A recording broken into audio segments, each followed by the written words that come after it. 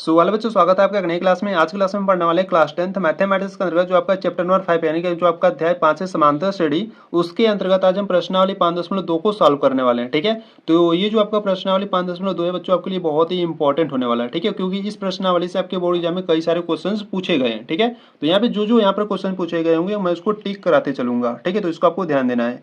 देखो यहाँ से अगर हम बात करें तो इसके जो आपका प्रश्नावली 5.2 है, इसके पहले हम बेसिक कॉन्सेप्ट को देखेंगे। यानी कि मैं आपको पहले बताऊंगा कि इस प्रश्नावली 5.2 में आपको पहले करना क्या है। ठीक है, बेसिक कॉन्सेप्ट को देखने के बाद इसमें जितने भी एग्जांपल्स होंगे उन सभी एग्जांपल्स को सॉल्व करेंगे। ठीक है, तो बच्चों आपके एग्जांपल्स उतने ही इंपॉर्टेंट होते हैं जितने आपकी प्रश्नावली के प्रश्न होते हैं। ठीक है, तो देखो यहाँ से पहले बात करें प्रश्नावली 5.2 में आपको पढ़ना क्या है। ठीक है, देखो यहाँ से अगर हम बात करें प्रश्नावली 5.2 में आपको देखो यहाँ से पढ़ना है एपी का एनवा पद आपको पढ़ना है। ठीक है, तो बच्चों ये जो एपी का एनवा पद होता है इंपॉर्टेंट है। ठीक है, और बहुत ही सिंपल है। ठीक है, मैं आपको इस प्रकार से बताऊंगा कि आपको बहुत ही सिंपल लगेगा ये। ठीक है, एपी का जो एनवा पद होता है इसका एक फार्मूला होता है। ठीक है, उसी फार्मूले की हेल्प से हम प्रश्नावली 5.2 में जितने भी क्वेश्चन होंगे सभी क्वेश्चन को सॉल्व करेंगे सिर्फ एक फार्मूले की मदद से। ठीक है, तो यहाँ से देखो बच्चों अगर हम बात करें एपी का एनवा पद पहले होता क्या है। ठीक है, देखो यहां से आज हम पढ़ने वाले हैं प्रश्नावली 5.2। ठीक है, प्रश्नावली 5.2। ठीक है, तो प्रश्नावली 5.2 के अंतर्गत आपको पढ़ना है एपी का एनवा पद। ठीक है, एपी का एनवा पद। तो एपी का जो एनवा पद होता है बच्चों इसका एक फार्मूला होता है। ठीक है, और इस फार्मूले को आपको याद कर लेना है। ठीक है, इसी एक फार्मूले की हेल्प से जो आपका प्रश्नावली 5.2 है उसको सभी क्वेश्चन को कंप्लीट करने वाले हैं। ठीक है, देखो यहाँ से अगर हम बात करें फार्मूले की तो फार्मूला होता है आपका A N is equal to A plus n-1 into D होता है। ठीक है, तो ये होता है एपी का एनवा पद का फार्मूला। ठीक है, तो इस फार्मूले को आपको याद कर लेना है। ठीक है, तो यहाँ से देखो अगर बच्चों यहाँ से अगर हम बात करें ए क्या है, एन क्या है और ये जो डी है ये क्या है। ठीक है, और ये ए एन बी क्या है। तो ये आप जानते हो कि ए क्या है आपका, देखो यहाँ से जहाँ, ठीक है, जहाँ ए की बात करें तो ए आपका है प्रथम पद। ठीक है, ये आप जानते हो ए आपका क्या है प्रथम पद है। ठीक है, और यहाँ से एन की बात करें तो एन है आपकी पदों की संख्या। ठीक है, एन क्या है आपका पदों की संख्या है। ठीक है, और यहाँ से डी की बात करें तो डी है आपका सर्वांतर है। ठीक है, जिसको आप अंतराल के भी नाम से जानते हो। ठीक है, तो डी आपका सर्वांतर है। और यहाँ से अगर ए एन की बात करें तो ए एन यहाँ पर है एनवा पद है। ठीक है, यानी कि एपी का क्या है एनवा पद है।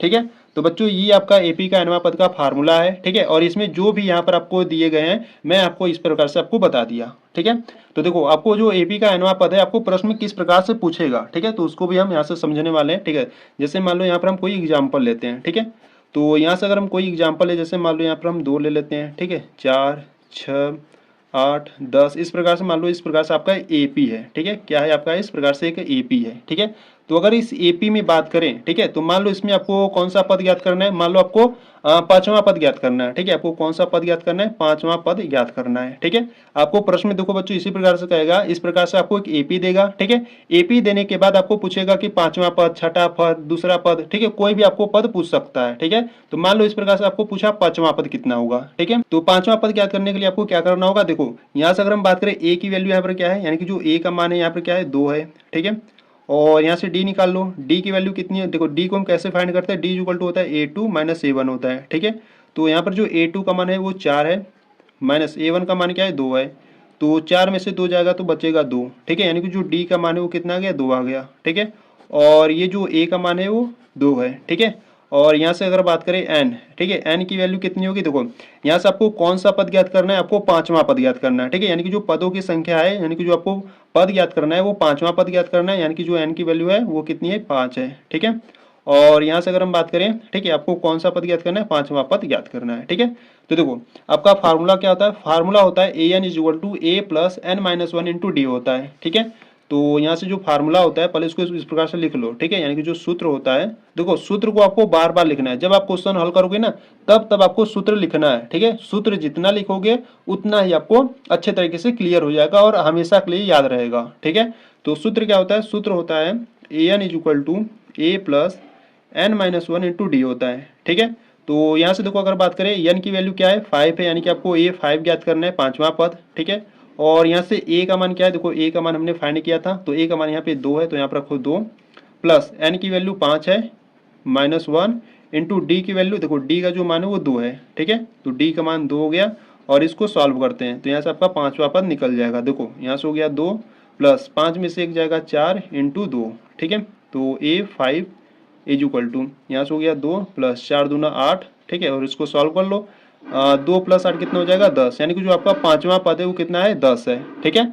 तो यहाँ पे जो पांचवा पद है वो आपका 10 आ गया, ठीक है। अगर इस प्रकार से देखना चाहते हो तो इस प्रकार से भी देख लो। देखो ये आपका पहला पद है, ये दूसरा पद है, ये तीसरा पद है, ये चौथा पद है, ये पांचवा पद है। तो यहाँ पे जो पांचवा पद है यहाँ पर भी 10 है, और सूत्र की सहायता से हमने फाइंड किया तो यहाँ पर भी जो पांचवा पद है वो भी 10 आया, ठीक है। तो इस प्रकार से आपको सभी क्वेश्चन को सॉल्व करना होगा, ठीक है। जो आपको उदाहरण दिए हैं उसमें भी आपको इसी प्रकार से क्वेश्चन मिलेंगे, ठीक है। तो बच्चों आपको पहले क्या करना है, पहले जो आपको एपी देगा उसमें आपको ए का मान, डी का मान और एन का मान फाइंड करना है, ठीक है। फिर उसके बाद आपको जो मान पूछेगा, ठीक है, उसको आपको इस प्रकार से सूत्र की हेल्प से आपको फाइंड करना होगा, ठीक है।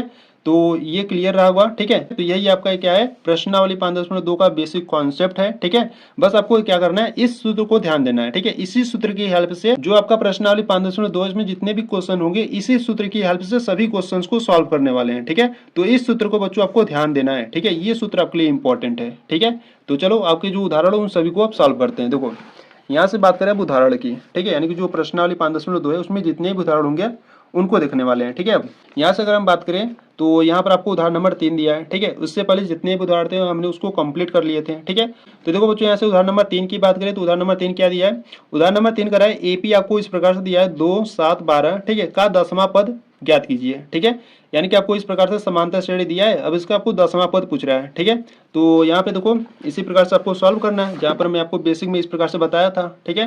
तो चलो उदाहरण नंबर 3 को देखते हैं। देखो उदाहरण नंबर 3 की बात करें यानी कि एग्जाम्पल नंबर 3 की, ठीक है। तो एग्जाम्पल नंबर 3 की बात करें तो आपको इस प्रकार से एपी दिया है, ठीक है। देखो एपी आपको क्या दिया है, 2 दिया है, 7 दिया है, ठीक है, कामा 12 दिया है, ठीक है। इस प्रकार से आपका एपी है, ठीक है। इसका आपको क्या ज्ञात करना है, इसका आपको 10वां पद यानी कि ए 10 का मान आपको ज्ञात करना है, ठीक है। तो बच्चों आपको देखो पहले क्या करना है, पहले आपको यहाँ पर ए का मान ज्ञात करना है, ठीक है। तो यहाँ पर आप ए का मान ज्ञात करो, ए का मान क्या है 2 है, ठीक है। और सर्वांतर भी ज्ञात कर लो यानी कि डी का मान हम कैसे ज्ञात करते हैं, A2 में से A1 को घटाते हैं, ठीक है। तो A2 का मान यहाँ पर क्या है 7 है, माइनस A1 का मान क्या है 2 है, तो 7 में से 2 जाएगा तो 5 आ जाएगा, ठीक है। और इसी प्रकार से देखो आपको कौन सा पद ज्ञात करना है, 10वां पद, यानी कि जो n का मान है वो कितना आ गया 10 आ गया, ठीक है। और यहाँ से आपको 10वां पद ज्ञात करना है, ठीक है। तो बच्चों देखो सूत्र क्या होता है, देखो सूत्र होता है आपका, सूत्र को देखो बच्चों बार बार लिखना, ठीक है। तो सूत्र होता है आपका an is equal to A plus n minus 1 into D होता है, ठीक है। तो यहाँ पर देखो n की वैल्यू कितना है 10 है, ठीक है, यानी कि आपको 10वां पद ज्ञात करना है। तो a 10 हो गया, इज इक्वल टू में a का मान कितना है, a का मान 2 है तो 2 रखो, प्लस n की वैल्यू 10 है, माइनस 1 इंटू डी का मान कितना है, देखो डी का मान हमने फाइंड किया था ना, डी का मान 5 था तो इंटू में 5 हो गया। तो a 10 इज इक्वल टू, इसको सॉल्व करो, 2 प्लस 10 में से एक जाएगा 9 इंटू का 5, ठीक है। तो a 10 इज इक्वल टू 2 और प्लस में 9 बच्चे 45, ठीक है, 9 बच्चे 45 हो गया। तो a 10 is equal to 45 plus 2 कितना हो जाएगा 47 हो जाएगा, यानी कि जो इसका 10वां पद है वो कितना है 47 है, ठीक है। तो इस प्रकार से इसको आपको ज्ञात करना था, ठीक है। तो आपको अगर बताना है यहाँ पर लिखकर बताना है तो आप बता सकते हो कि अतः, ठीक है,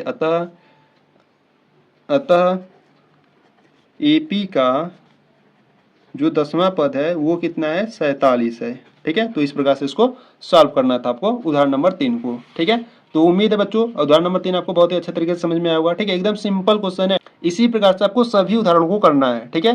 तो ये जो आपका प्रश्नावली 5.2 बहुत ही सिंपल होने वाला है, ठीक है, ठीक है। तो चलो उदाहरण नंबर अब 4 को देखते हैं। देखो यहाँ से अगर हम बात करें उदाहरण नंबर 4 की यानी कि उदाहरण नंबर 4 की, देखो उदाहरण नंबर 4 की बात करें तो देखो उदाहरण नंबर 4 में आपको दिया है एपी, ठीक है, 21, 18, 15 डॉट डॉट डॉट का कौन सा पद -81 है, ठीक है। साथ ही क्या इस एपी का कोई पद शून्य, सकारण उत्तर दीजिए, ठीक है। पहले आपको क्या ज्ञात करना है, पहले आपको ज्ञात करना है कि कौन सा पद -81, यानी कि आपको यहाँ पर n का मान ज्ञात करना है, ठीक है।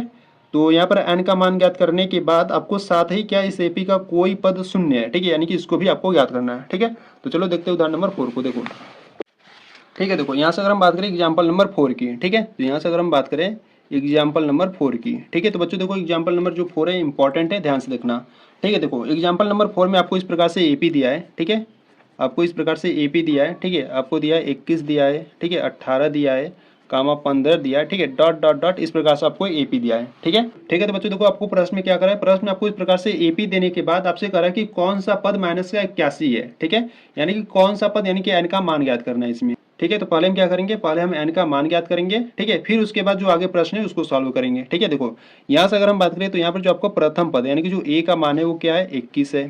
ठीक है, और जो सर्वांतर है कैसे ज्ञात करते हैं, सर्वांतर यानी कि जो डी का मान हम कैसे ज्ञात करते हैं, A2 में से A1 को घटाते हैं। ठीक है, तो यहाँ पे जो A2 का मान है वो 18 है, माइनस A1 का मान है 21। ठीक है, तो माइनस 21 में से प्लस का 18 जाएगा तो कितना बचेगा, माइनस का 3 बचेगा।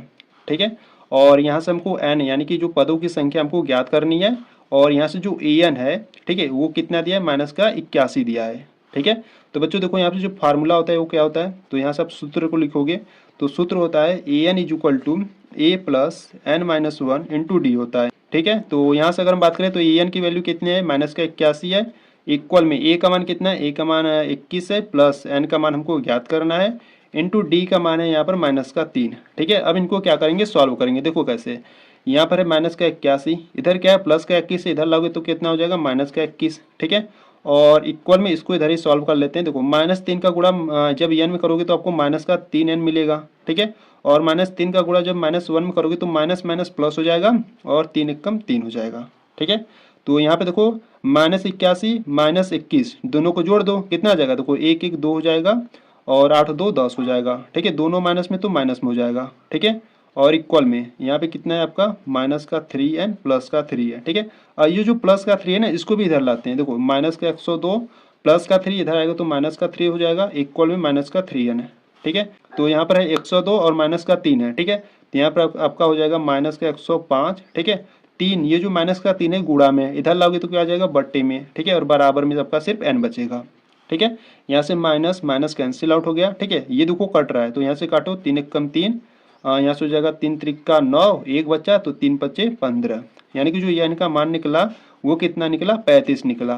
ठीक है, यहाँ से जो n का मान है वो कितना निकल गया, 35 निकल गया। ठीक है, यानी कि यहाँ पे जो कौन सा पद माइनस का 81 है, तो वो 35वां पद माइनस का 81 है। ठीक है, अगर आपको चेक करना है ना तो आप चेक भी कर सकते हो। देखो कैसे आपको चेक करना है, देखो यहाँ से अगर हम बात करें चेक, यानी कि जो n का मान निकाले वो सही है कि नहीं। ठीक है, देखो यहाँ से जो 35वां पद है वो कितना होगा आपका, माइनस का 81 होगा। ठीक है, यानी कि आप a35 को क्या लिख सकते हो, देखो a35 को आप लिख सकते हो a प्लस 35 से कम क्या होगा, 34 होगा, इंटू डी कर दो। ठीक है, तो बच्चों देखो यहाँ से अगर हम बात करें तो यहाँ पे देखो a का मान क्या है, ये जो a का मान है वो 21 है। ठीक है, और प्लस 34 है, इंटू डी का मान कितना है, डी का मान माइनस का 3 है। ठीक है, तो यहाँ से अगर बात करें तो यहाँ से हो गया 21, और जब इसका मल्टीप्लाई करो, देखो 4 तिहाई 12। ठीक है, तो यहाँ से हो गया 2, और 3 त्रिका 9 1 10। ठीक है, दोनों यहाँ पर देखो माइनस में तो ये हो जाएगा माइनस में। ठीक है, तो -102 में से 21 घटाओगे तो कितना बचेगा, माइनस का 81 बचेगा। ठीक है, तो बच्चों इस प्रकार से आप चेक कर सकते हो कि जो 35वां पद है वो कितना है,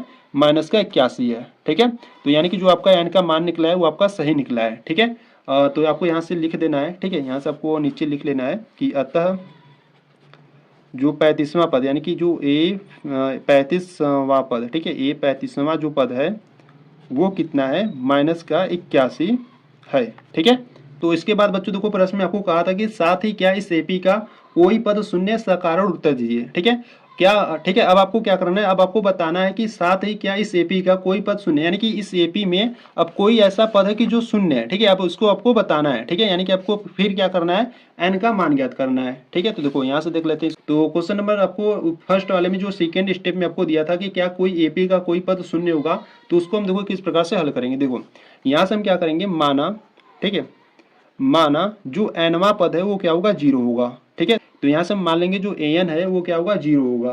ठीक है, तो यहाँ से हम देखो क्या करेंगे, यहाँ से हम सूत्र को लिखेंगे।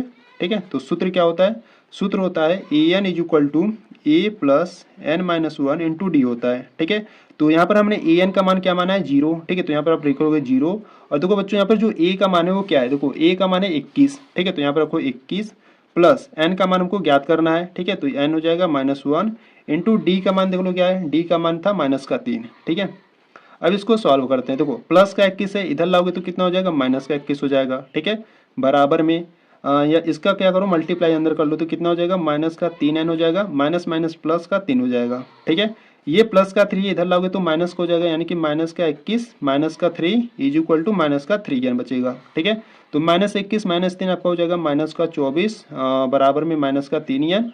तो -3 जो है इधर गुणा में इधर लाओगे तो बट्टे में हो जाएगा।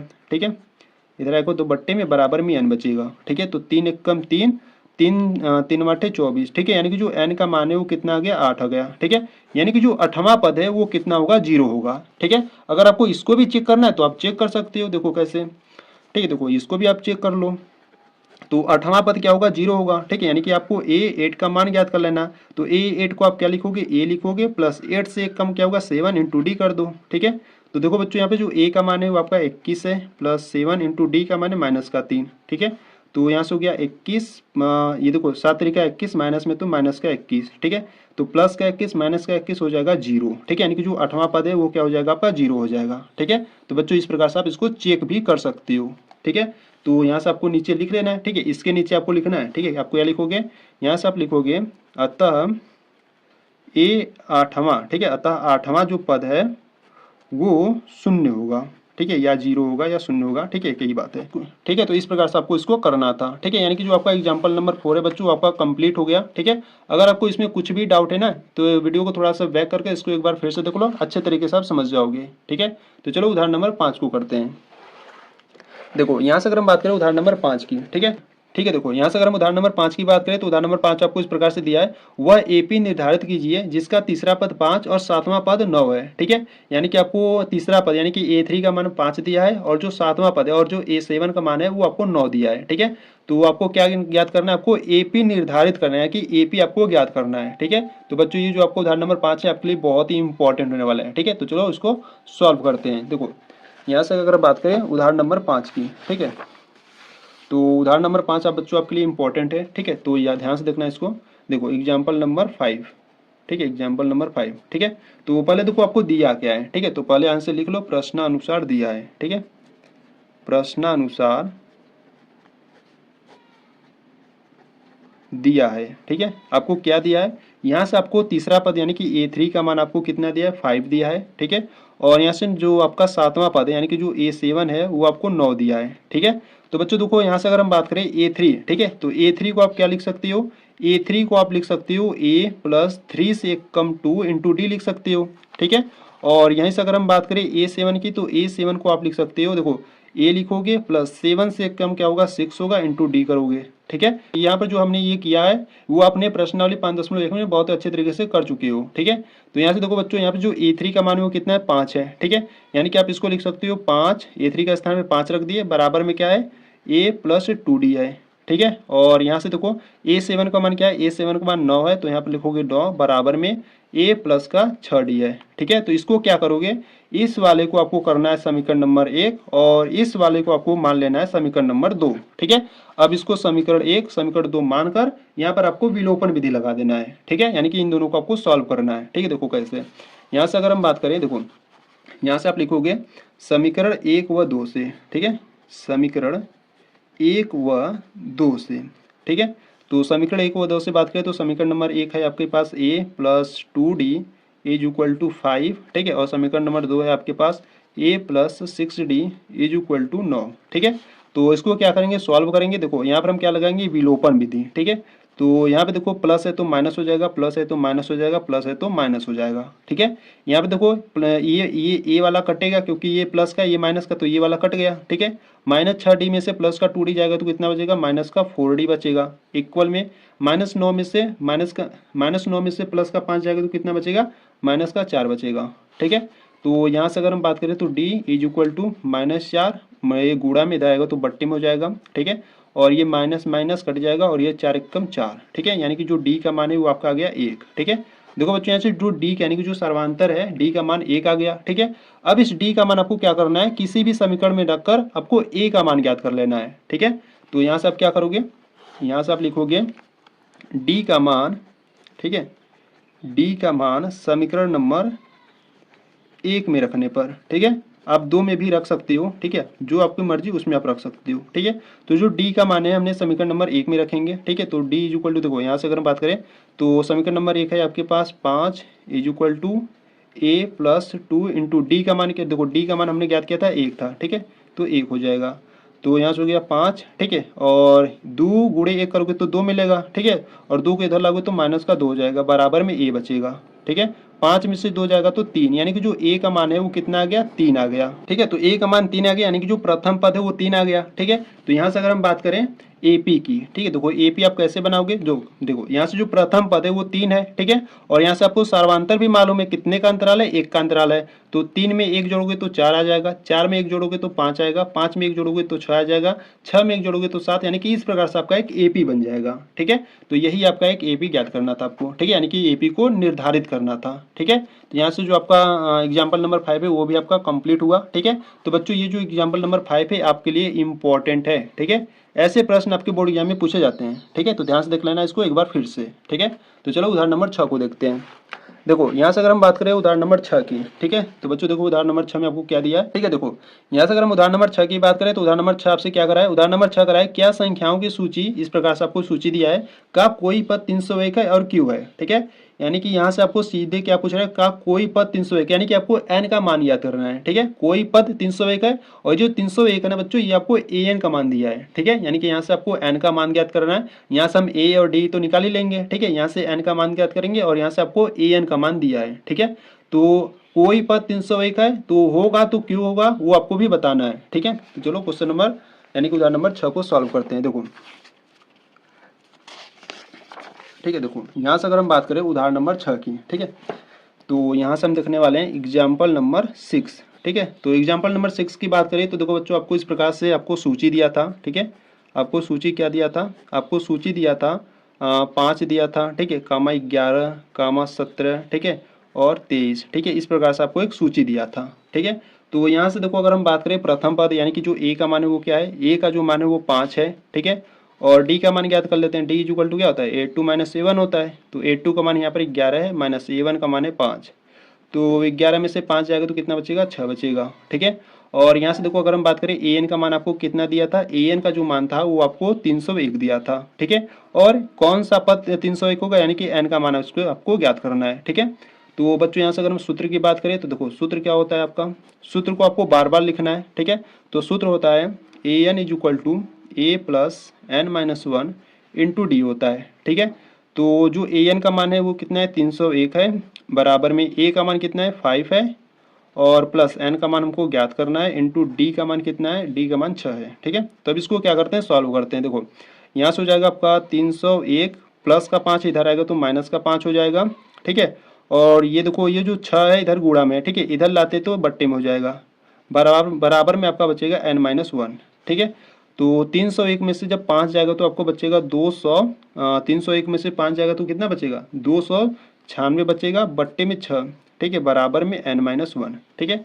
अब इसको क्या करते हैं, सॉल्व करते हैं। देखो यहाँ से अगर हम इसको 2 से काटे पहले, ठीक है, तो 2 त्याई 6 हो जाएगा, ठीक है। इसको 2 से काटोगे तो 2 एक कम 2, 2 चौके 8, एक बचेगा, ये 16 हो जाएगा, 2 अट्ठे 16, ठीक है।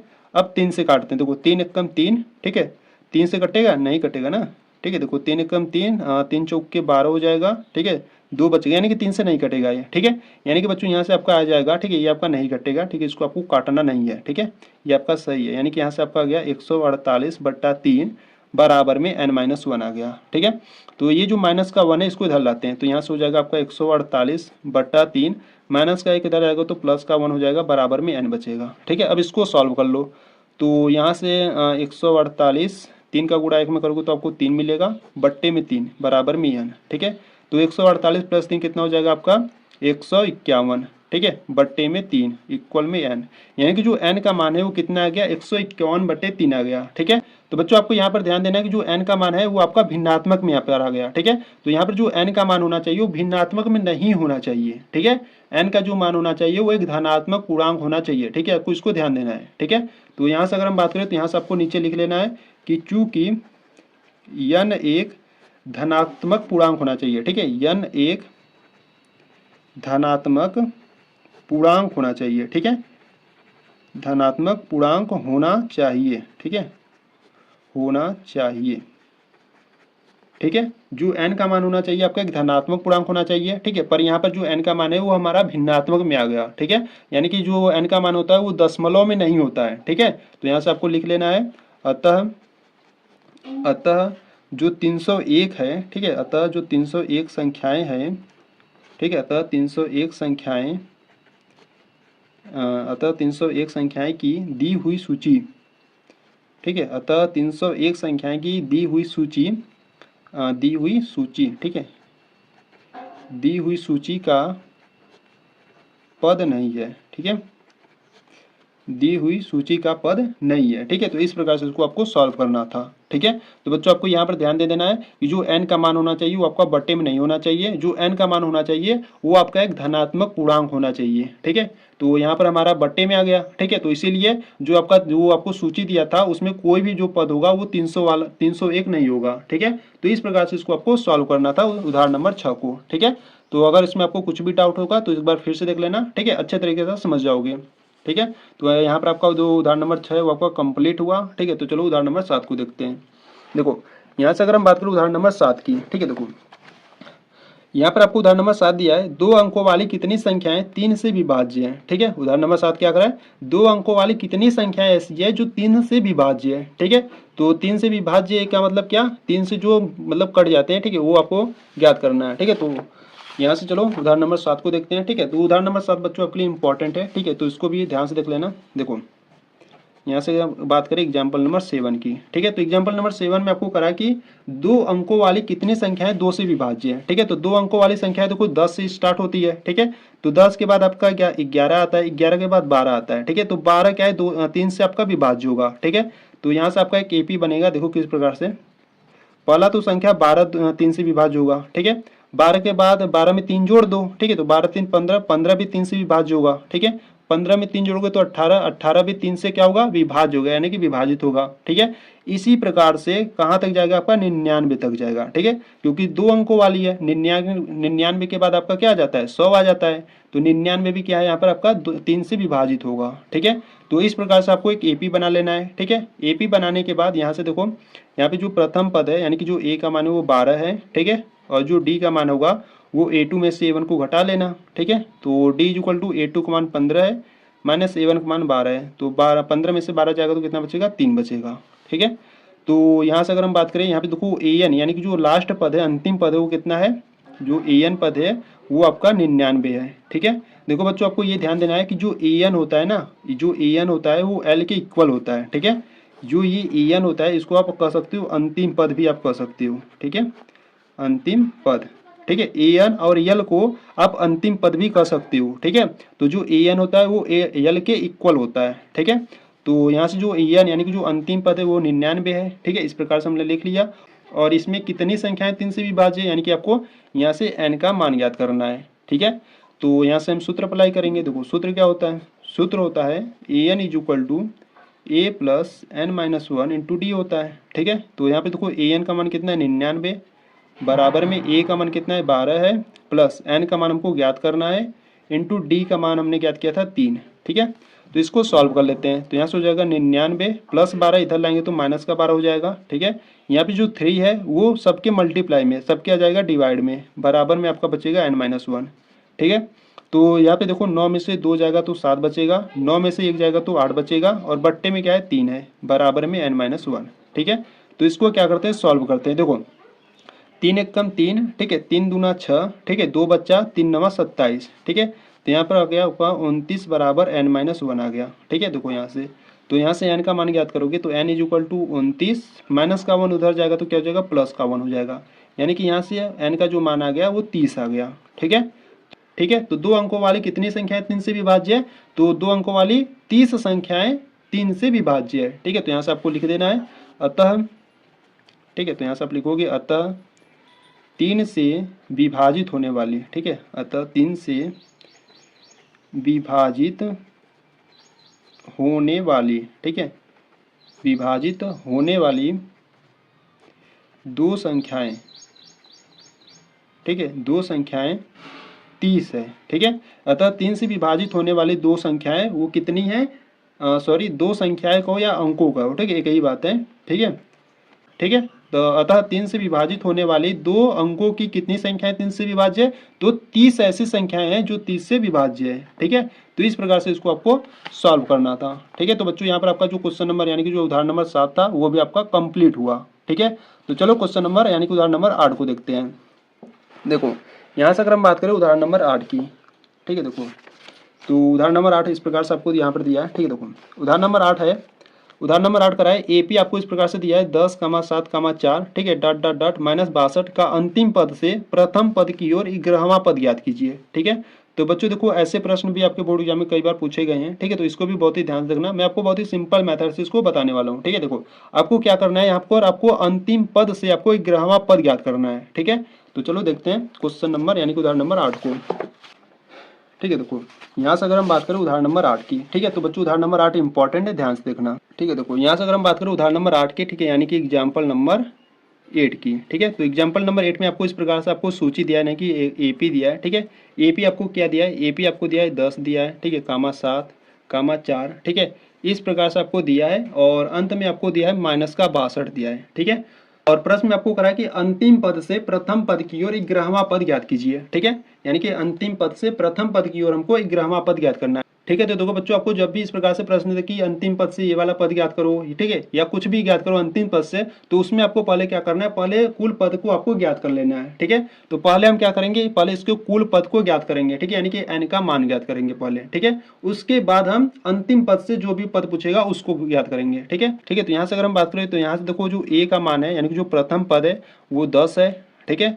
और जो d का मान है वो कितना है, d का मान हम a2 - a1 करेंगे, ठीक है। तो a2 का मान देख लो कितना है 7 है, -a1 का मान है 10। तो -10 में से प्लस का 7 जाएगा तो माइनस का 3 बचेगा, ठीक है।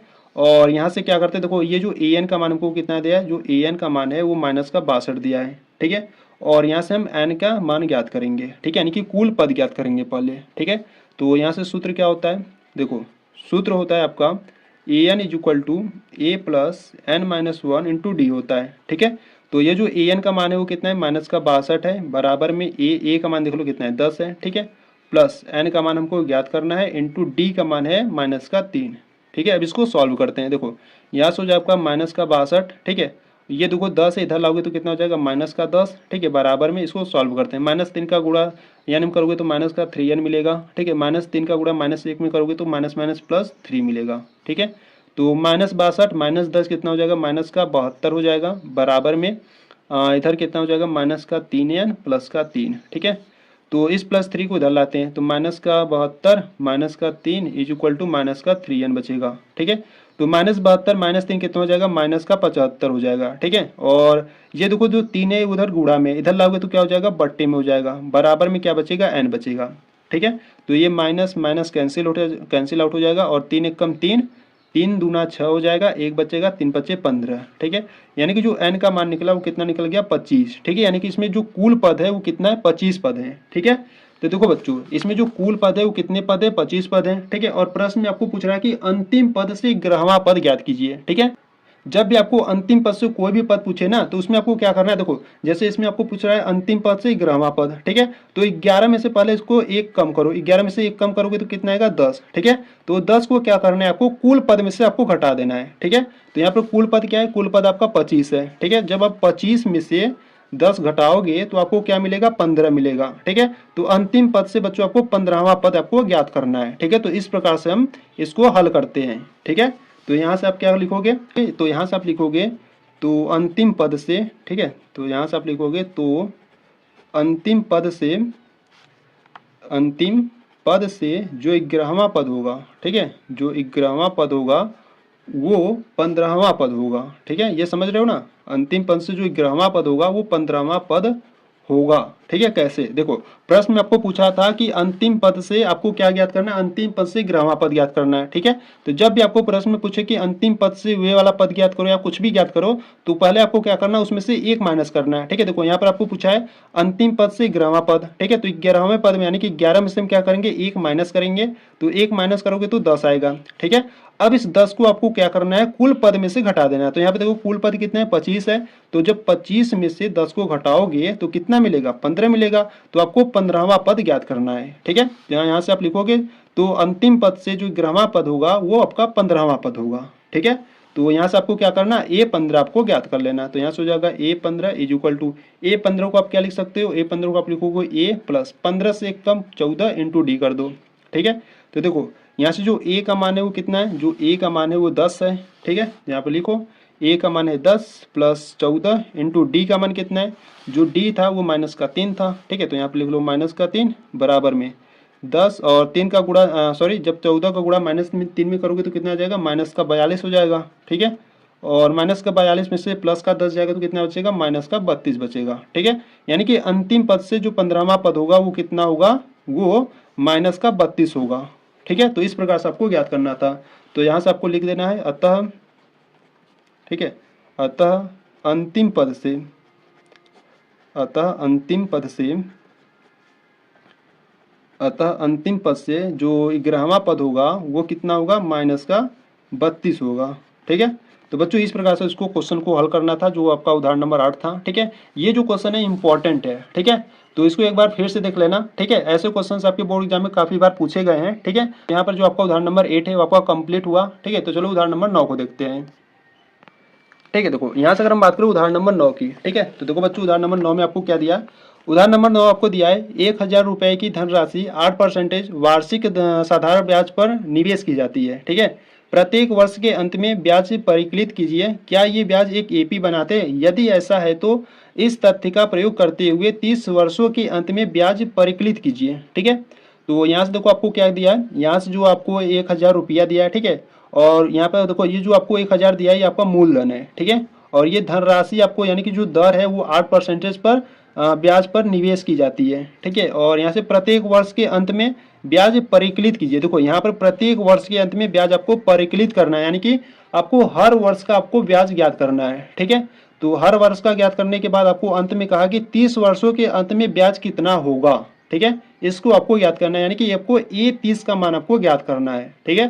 तो चलो हल करते हैं उदाहरण नंबर 9 को, ठीक है। देखो यहाँ से अगर हम बात करें एग्जाम्पल नंबर 9 की, ठीक है। तो बच्चों एग्जाम्पल नंबर 9 को आपको बहुत ही ध्यान से देखना है, ठीक है। तो उदाहरण नंबर 9 की बात करें तो देखो उदाहरण नंबर 9 में आपको क्या दिया था, पहले उसको लिखते हैं, ठीक है। तो उदाहरण नंबर 9 में बच्चों आपको ब्याज ज्ञात करना था, ठीक है, यानी कि प्रत्येक वर्ष का आपको ब्याज ज्ञात करना था। और प्रश्न में आपको कहा था कि 30वें वर्ष के अंत में ब्याज परिकलित कीजिए, ठीक है। तो यहाँ से देखो ब्याज ज्ञात करने के लिए एक फार्मूला होता है, इसको आप ध्यान रखोगे, ठीक है। तो ब्याज ज्ञात करने के लिए जो आपका फार्मूला होता है वो सूत्र होता है आपका साधारण ब्याज बराबर, ठीक है। देखो ये आपका सूत्र होता है, इसको आपको ध्यान देना है, ठीक है। साधारण ब्याज बराबर आपका सूत्र होता है मूलधन, ठीक है, मूलधन गुणे दर गुणे समय, ठीक है। और सबके बट्टे होता है 100, ठीक है। अगर इसको शॉर्ट फॉर्म में आप लिखना चाहते हो तो इस प्रकार से लिख सकते हो, साधारण ब्याज बराबर, ठीक है, देखो साधारण ब्याज बराबर मूलधन को आप P से प्रदर्शित करते हो, ठीक है, दर को आप R से और समय को T से, ठीक है, और सबके बट्टे 100, ठीक है। तो इसको आप इस प्रकार से आप शॉर्ट फॉर्म में इसको लिख सकते हो, ठीक है, साधारण ब्याज बराबर PRT बट्टे 100, ठीक है। तो ये बच्चों आपका सूत्र होता है, इसको आपको ध्यान देना है, ठीक है। तो देखो प्रश्न में आपको कहा था कि प्रत्येक वर्ष में आपको क्या ज्ञात करना था, ब्याज ज्ञात करना था, ठीक है। तो यहाँ से हम क्या करेंगे, देखो पहले जो दिया उसको लिख लेते हैं, ठीक है। तो यहाँ से आपको जो मूलधन दिया है, ठीक है, देखो यहाँ से आपको जो मूलधन दिया है वो आपको क्या दिया है, देखो जो मूलधन है, मूलधन को हम किससे प्रदर्शित करते हैं, P से, ठीक है। तो जो मूलधन का यानी कि जो मूलधन है जो P का मान दिया आपको 1000 रुपया दिया है, ठीक है। और यहाँ पे दर की बात करें तो दर को हम 8 से प्रदर्शित करते हैं, और जो दर दिया है वो 8 दिया है, यानी कि 8% पर आपको जमा करना है, ठीक है। और यहाँ से अगर हम समय की बात करें तो आपको 30 वर्षों के अंत में आपको ब्याज ज्ञात करना है, ठीक है। आपको क्या ज्ञात करना है, 30 वर्षों के अंत में, ठीक है, 30 वर्षों के अंत में, ठीक है, 30 वर्षों के अंत में ब्याज आपको ज्ञात करना है, ठीक है। तो ठीक है, तो बच्चों यहाँ से देखो पहले हम क्या करेंगे, यहाँ से हम प्रत्येक वर्ष का ब्याज ज्ञात करेंगे, ठीक है। यानी कि यहाँ से हम पहले लिखेंगे प्रथम वर्ष के अंत में ब्याज, ठीक है, देखो प्रथम वर्ष के अंत में, ठीक है, प्रथम वर्ष के अंत में ब्याज, ठीक है।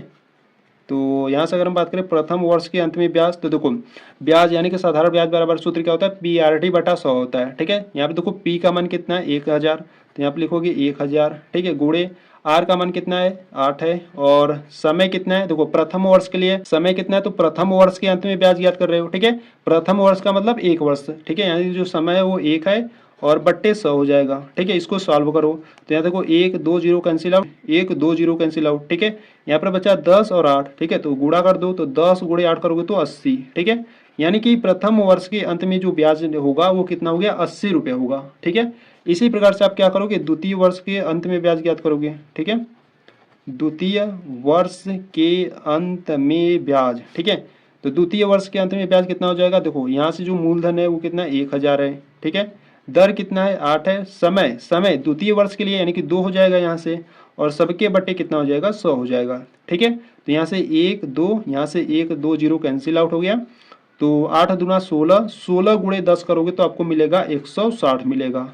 ठीक है, इसी प्रकार से आपको क्या करना है बच्चों, यहाँ से आप तृतीय वर्ष के अंत में ब्याज ज्ञात करोगे। ठीक है, तृतीय वर्ष के अंत में ब्याज। ठीक है, तो कितना हो जाएगा, देखो मूलधन आपको वही रहेगा 1000, गुणे दर वही रहेगा, समय चेंज हो जाएगा। समय क्या हो जाएगा, इस बार क्या निकालो, तीसरे वर्ष के लिए निकाल रहे हो। ठीक है, तो यहाँ पर हो जाएगा 3 और सबके बट्टे हो जाएगा 100। ठीक है, तो देखो 1 2 1 2 0 कैंसिल आउट हो गया। ठीक है, 8 तरीक का 24, 24 गुणे 10 करोगे तो 240 हो जाएगा।